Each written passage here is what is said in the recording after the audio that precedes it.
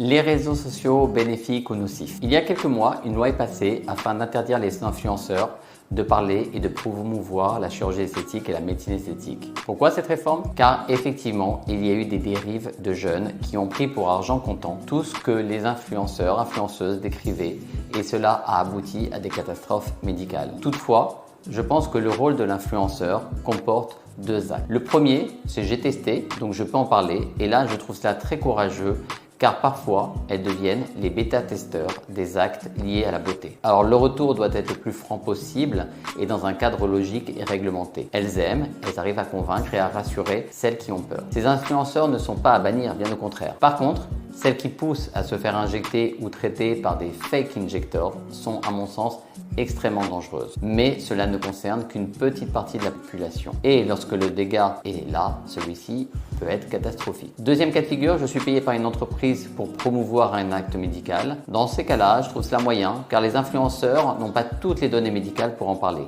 Je laisserai plus la parole à un médecin ou au laboratoire lui-même qui sera responsable en cas de problème et donc du coup d'en assurer le service après-vente. Je dirais donc que le métier d'influenceur est un très bon métier qui, comme tout métier, doit connaître les dérives à ne pas suivre. Au vu de ce que je connais et celles que je suis moi-même, elles font très bien leur travail d'information. Après, chacun est libre de choisir une personne qui nous ressemble et répond à nos attentes. Ensuite, la grande dérive des réseaux sociaux, mais qui n'est pas de la responsabilité des influenceurs, est l'identification d'une personne au travers d'une communication. Arrêtons de dire je veux les lèvres de un tel ou le corps de un tel. On est comme on est. On doit s'accepter et tirer le meilleur de nous-mêmes. La médecine esthétique peut vous apporter des améliorations sur votre physique, mais arrêtez de vous rendre malade si votre lèvre est trop pincée ou d'avoir des bajoux un peu tombants. Souvent, dans ma consultation, j'ai des femmes qui à 50 ans pleurent car elles commencent à avoir des rides. Je leur réponds que ce n'est pas à la portée de tout le monde d'arriver à cet âge-là, donc prenons-le comme une chance d'être vivante et avec des rides.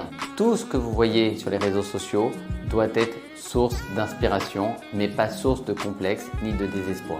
J'espère que cette vidéo vous a donné des informations sur comment interpréter les présentations des influenceurs. N'hésitez pas à vous abonner si vous voulez recevoir d'autres informations de ce genre. Bonne journée et à très bientôt.